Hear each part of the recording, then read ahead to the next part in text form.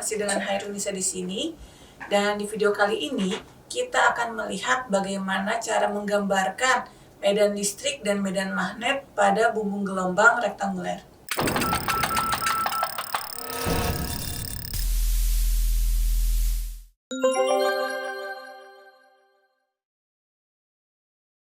Hal ini berbeda dengan video sebelumnya, karena di video sebelumnya yang kita gambarkan adalah arah rambat gelombang. Nah, pada video kali ini yang kita gambarkan adalah arah dari medan listrik dan medan magnetnya. Saya minta kalian untuk tetap fokus karena hal ini sangat menarik. Di sini kita akan belajar cara melukis dan apa yang kita lukis. Silakan disaksikan di video berikutnya. Di video kali ini, kita akan melukiskan medan transversal dan medan aksial pada bumbung gelombang. Medan transversal itu sendiri ada EX, EY, HY, dan HX. Nah, sekarang kita akan belajar melukiskan yang paling mudah terlebih dahulu, konfigurasi medan pada mode TE10.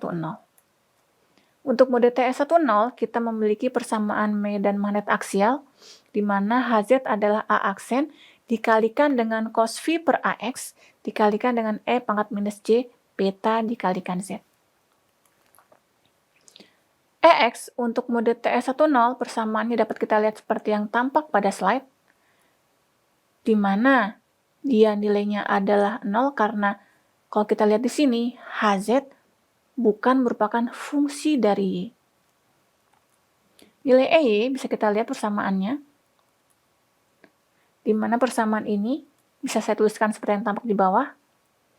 Dan dalam bentuk real time, maka besarnya EY untuk mode TE10 adalah minus J omega dikalikan mu dikalikan A dibagi V, dikalikan dengan A aksen sin V per AX dikalikan E pangkat minus J beta Z. Untuk mode TE10, nilai HY kembali sama dengan 0. Kenapa? Karena Hz diturunkan terhadap Y adalah 0, karena kalau kita lihat di sini, Hz bukan merupakan fungsi dari Y. Sedangkan Hx persamaannya dapat kita lihat di sini. Kalau kita turunkan, akan kita dapatkan bentuk fasor dari Hx, di mana bentuk real time-nya saya tuliskan seperti yang tampak pada slide. Berarti untuk mode TE10 yang kita miliki adalah Hz, EY, dan Hx. Di mana Hz saya nyatakan dalam bentuk fasor dan bentuk real time-nya seperti yang tampak pada slide. EY dalam bentuk fasor dan real time, begitu pula dengan Hx dalam bentuk fasor dan real time. Dan kita akan menggambarkan konfigurasi medan yang aksial maupun transversal dengan menggunakan persamaan bentuk real time. Ya, sekarang kita akan menggambarkan medan listrik dan medan magnet pada bumbung gelombang untuk mode TE10 di penampang melintang, di mana penampang melintangnya saya gambarkan, perhatikan di sini, adalah bidang yang berwarna ungu ini. Oke, bidang yang berwarna ungu ini adalah kotaknya, lebarnya adalah A, tingginya adalah B, dan sekarang kita akan menggambarkan arah medan listrik EY yang berwarna hijau. Untuk itu kita perlu membuat sumbu tambahan, sumbu bantuan. Ada sumbu Y dan sumbu X. Nah, kemudian kita lihat EY adalah medan listrik yang searah dengan sumbu Y. Berarti kalau kita lihat arahnya pasti bisa ke atas atau ke bawah. Nah, sekarang mari kita perhatikan variasi EY terhadap sumbu X. EY proporsional terhadap sinus V per AX yang artinya saat X sama dengan 0, EY adalah 0, dan saat X sama dengan A, EY juga 0. Dan pada saat X sama dengan A per 2, harga EY adalah maksimum. Sedangkan variasi EY terhadap sumbu Y tidak ada, alias berapapun Y-nya, EY adalah konstan. Dan sekarang mari kita gambarkan arah dari medan listrik EY di penampang dari bumbung gelombang. Kita akan menggambarkan dengan menggunakan flux. di mana panah menyatakan arah dari fluks tersebut dan magnitud dinyatakan dengan terapat renggangnya panah yang terdapat di gambar. Kalau kita lihat di sini, berarti di tengah-tengah bumbung gelombang, panahnya atau fluksnya akan padat, semakin ke pinggir, semakin renggang, semakin jarang. Sehingga kalau kita gambarkan, di tengah-tengah rapat, semakin ke pinggir, semakin renggang. Dan kalau kita cek gambar ini terhadap variasi dari sumbu X, sesuai. Dan kalau kita cek terhadap variasi dari sumbu Y, juga sesuai. Kalau kita lihat, berapapun nilai Y-nya, panah yang ada tetap, karena dia tuh konstan. Selanjutnya, kita akan melihat bagaimana gambar dari medan magnet Hx. Kita lihat dulu. Variasi Hx terhadap sumbu X adalah minus sin V per AX. Berarti terhadap sumbu X digambarkan seperti ini, karena minus. Dan variasi terhadap sumbu Y adalah konstan, karena Hx tidak tergantung terhadap Y. Dan harus kita ingat bahwa Hx arahnya adalah searah dengan sumbu X, berarti bisa ke kiri atau ke kanan. Karena di sini harganya adalah negatif, berarti Hx arahnya adalah ke arah kiri. Kalau kita lihat di sini, berarti di tengah-tengah, fluksnya atau panahnya akan rapat, semakin ke pinggir, fluksnya akan semakin renggang. Kita gambarkan ini rapat, semakin ke pinggir, semakin renggang. Nah, sekarang mari kita cek apakah penggambaran ini sesuai. Untuk sumbu X sesuai. Fluksnya sedikit, makin rapat, sedikit lagi. Tapi untuk variasi terhadap sumbu Y tidak sesuai karena terhadap sumbu Y variasinya adalah konstan. Yang artinya berapapun nilai Y-nya, panah yang terlibat harusnya sama jumlahnya. Berarti sekarang bagaimana menggambarkan Hx yang benar? Rapat, semakin ke pinggir, semakin renggang seperti ini. Ini adalah penggambaran Hx pada penampang yang berwarna ungu ini. Selanjutnya, yang kita gambarkan sekarang adalah Hz. Di mana kalau kita lihat, variasi Hz terhadap sumbu X adalah cos V per AX. Berarti kita akan mendapatkan grafik seperti ini. Di mana pada saat X sama dengan 0, dia itu akan padat. Di tengah-tengah bumbung gelombang, dia nilainya 0. Dan makin ke pinggir, nilainya makin padat. Dan variasi Hz terhadap sumbu Y adalah konstan. Nah, kita lihat di sini, karena kalau dari variasi terhadap sumbu X, berarti dari 0 sampai X sama dengan A per 2, harga Hz adalah positif yang dinyatakan dengan panah yang keluar dari slide. Sedangkan dari A per 2 sampai A, Hz dinyatakan dengan panah yang masuk ke slide. Di pinggir sini padat, makin ke tengah, makin renggang. Kemudian berbalik arah, dan makin ke pinggir, makin padat. Dan ini adalah penggambaran medan magnet Hz untuk penampang yang berwarna ungu ini. Apakah sudah selesai? Tentu saja belum, karena baru kita gambarkan untuk satu penampang. Berikutnya, kita akan menggambarkan posisi medan listrik dan medan magnet pada bidang yang berwarna ungu ini. Di mana kalau kita lihat, berarti bidang yang berwarna ungu ini adalah bidang YZ. Kita buat lagi sumbu tambahan. Dan sekarang kita akan menggambarkan medan listrik pada penampang ini. Kalau kita lihat, variasi medan listrik yang hijau ini terhadap sumbu Z, kalau kita nyatakan omega T adalah 0, maka variasi EY terhadap sumbu Z adalah berbanding lurus dengan minus sinus beta kali Z. Berarti kalau kita gambarkan, pada saat Z sama dengan 0, posisinya di sini. Pada saat Z sama dengan V per 2 beta, posisinya adalah minus minimum, dan selanjutnya. Dan sekarang kita akan gambarkan variasi EY terhadap sumbu Y, konstan. Dan EY ini arahnya searah dengan sumbu Y, berarti pergerakannya adalah ke atas atau ke bawah. Pada saat posisi dari 0 sampai V per beta, arah panahnya adalah ke bawah. Dan pada saat V per beta sampai 2V per beta, arah panahnya adalah ke atas. Dimana kalau kita lihat, di ujung sini renggang, ke tengah rapat, dan merenggang lagi, dan kemudian berbalik arah, makin ke tengah rapat, dan kemudian merenggang lagi. Ini adalah gambar dari medan listrik di penampang di bidang yang berwarna ungu ini.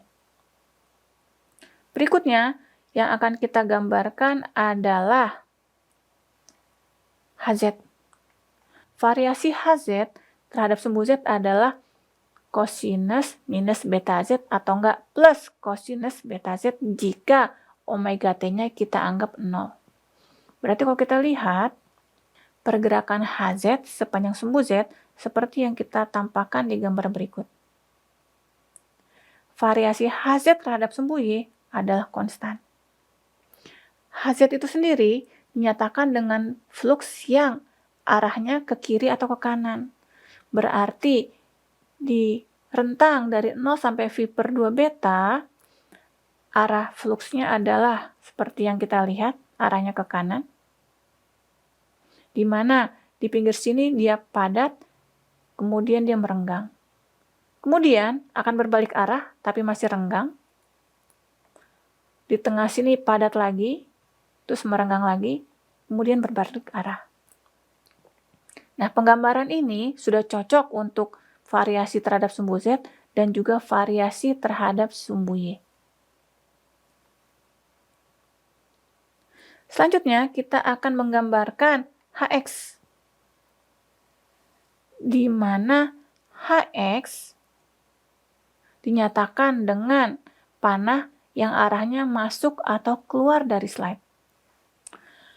Variasi HX terhadap sumbu Z adalah sinus minus beta Z. Sinus minus beta Z ini berarti identik dengan minus sin beta Z. Minus yang ini tidak kita pakai karena minus yang ini sudah dipakai untuk menyatakan variasi terhadap sumbu X. Berarti kalau kita gambarkan, variasi HX terhadap sumbu Z adalah seperti ini. Minus sinus beta Z karena omega T kita anggap sebagai 0. Variasi terhadap sumbu Y adalah konstan. Berarti kalau kita lihat, di tengah sini, arah medan magnetnya keluar dan dia itu rapat. Makin ke pinggir makin jarang. Dan kemudian, di sebelah sini arahnya berbalik dan sini adalah posisi padat. Ke pinggir semakin jarang. Ini adalah penggambaran HX untuk bidang yang berwarna ungu ini. Selanjutnya, masih ada satu bidang lagi, yaitu bidang yang melintang ini, di mana bidang ini adalah bidang XZ, di mana lebar dari bumbung gelombang adalah A. Kita gambarkan lagi sumbu-sumbu tambahannya. Sekarang akan kita gambarkan terlebih dahulu arah dari EY, di mana variasi EY terhadap sumbu Z adalah minus sinus beta Z. Gambarnya seperti ini. Dan sekarang variasi EY terhadap sumbu X adalah sinus V per AX. Kalau kita anggap daerah sini adalah daerah positif, yang sebelah sini adalah negatif seperti ini.